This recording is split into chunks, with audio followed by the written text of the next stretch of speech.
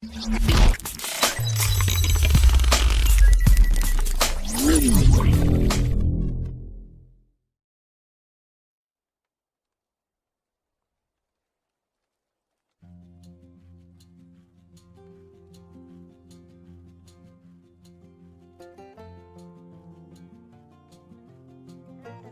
tata cara menerima tamu.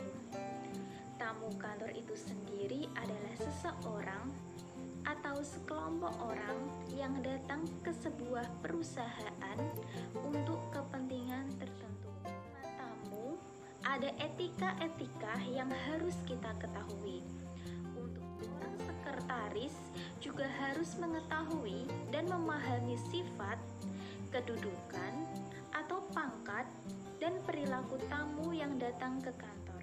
Pelayanan tamu di kantor.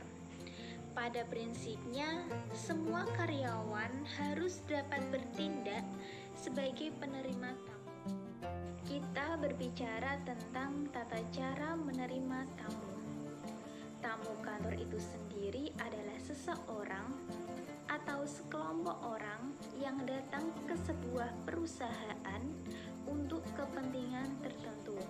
Nah, salah satu tugas dari sekretaris adalah mengatur pertemuan antara pimpinan dengan tamu-tamu yang ingin bertemu dengan pimpinan. Mulai dari membuat jadwal, konfirmasi, sampai menerima kedatangan tamu pimpinan di kantor. Akan tetapi, sebagai sekretaris tidak dapat menerima tamu begitu saja. Ada etika dan aturan tersendiri dalam menerima tamu. Dalam menerima tamu, ada etika-etika yang harus kita ketahui untuk menciptakan suasana yang menyenangkan di lingkungan kerja tersebut agar tamu merasa nyaman dan mempunyai kesan baik ketika melakukan kerjasama. Selain itu, seorang sekretaris juga harus mengetahui dan memahami sifat, kedudukan, atau pangkat dan perilaku tamu yang datang ke kantor. Seorang sekretaris wajib menanyakan nama, keperluan, dan mengantar tamu bertemu dengan pimpinan yang akan ditemuinya. Tata cara melayani tamu. Yang pertama, jangan membeda-bedakan tamu dari jabatan atau penampilan fisik. Misalnya, melihat penampilan fisik tamu dari atas sampai ke bawah. Yang kedua, bagian penerima tamu adalah wajah perusahaan. Sambutlah tamu dengan senyum dan sikap yang ramah. Yang ketiga, apabila tamu datang, segera sambut. Jangan hanya sekedar menengok ke samping atau bahkan acuh tak acuh sambil melakukan pekerjaan. Yang keempat, ketika mengantar tamu, tunjukkan ke arah yang dituju dan dengan telapak tangan ke arah atas dan jari rapat. Menunjuk arah dengan telunjuk adalah sifat yang tidak sopan.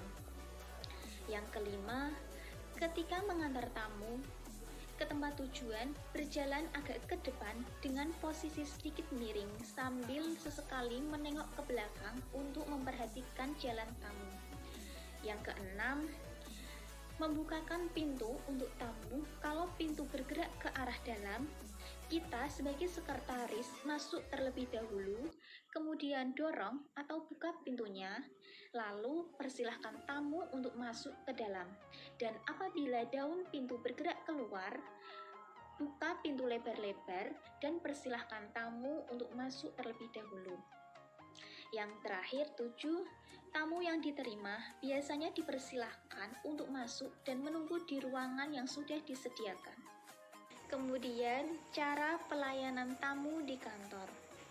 Pada prinsipnya, semua karyawan harus dapat bertindak sebagai penerima tamu. Oleh karena itu, seorang sekretaris yang bertugas menerima tamu harus memperhatikan hal-hal sebagai berikut.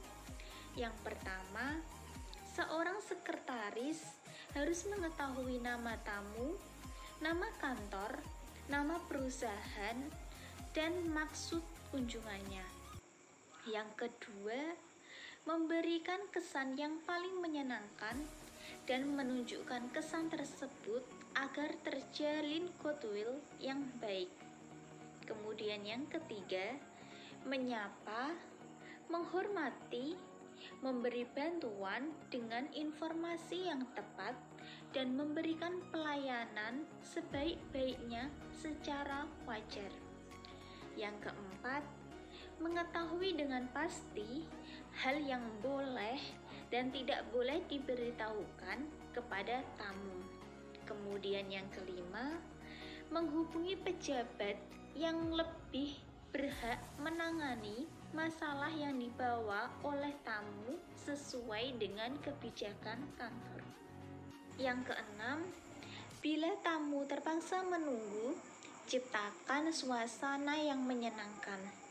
Yang ketujuh, pandai-pandailah menetapkan pilihan sesuai dengan masalah yang diungkapkan oleh tamu dengan pejabat yang berwenang dan dapat menguasai masalahnya. Yang kedelapan, bila pejabat yang diinginkan tamu tidak ada di tempat, mintalah kepada tamu agar meninggalkan pesan, catat pesan itu, dan beritahukan pada pejabat yang dikehendaki tamu.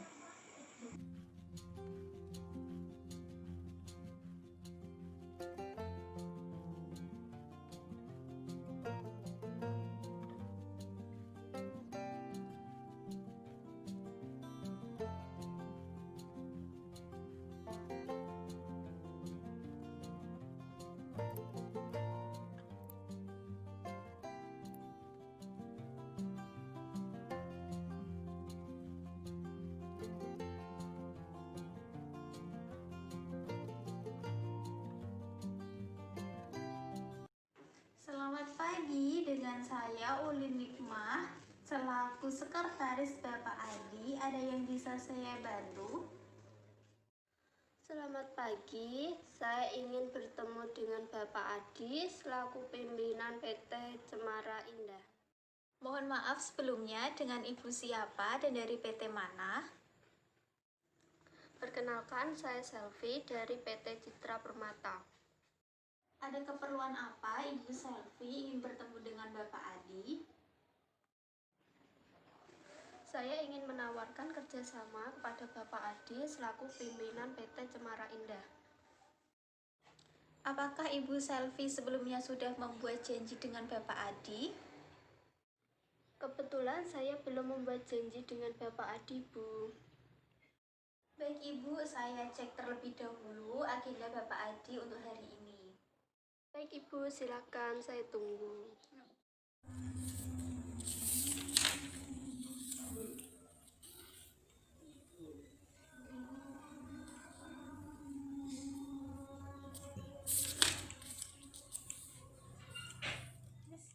Maaf Ibu, untuk hari ini tanggal 11 November Bapak Adi sedang tidak ada di kantor. Beliau sedang berada di luar untuk rapat dengan klien dari luar negeri.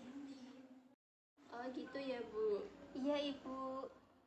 Ada pesan yang ingin Ibu sampaikan kepada Bapak Adi? Oh iya Ibu, ada. Tolong nanti sampaikan kepada Bapak Adi, PT kami Citra Permata ingin menawarkan kerjasama. Ibu, nanti akan saya sampaikan kepada Bapak Adi dan kemudian nanti saya akan membuatkan jadwal agar Ibu bisa bertemu langsung dengan Bapak Adi selaku pimpinan PT Cemara Indah. Nanti tolong langsung hubungi di nomor 081 325 464 707 terkait kapan saya bisa bertemu dengan Bapak Adi.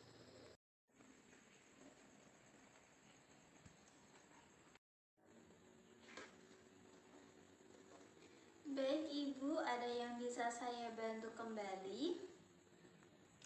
Tidak Ibu, cukup. Terima kasih. Selamat pagi. Baik Ibu, selamat pagi.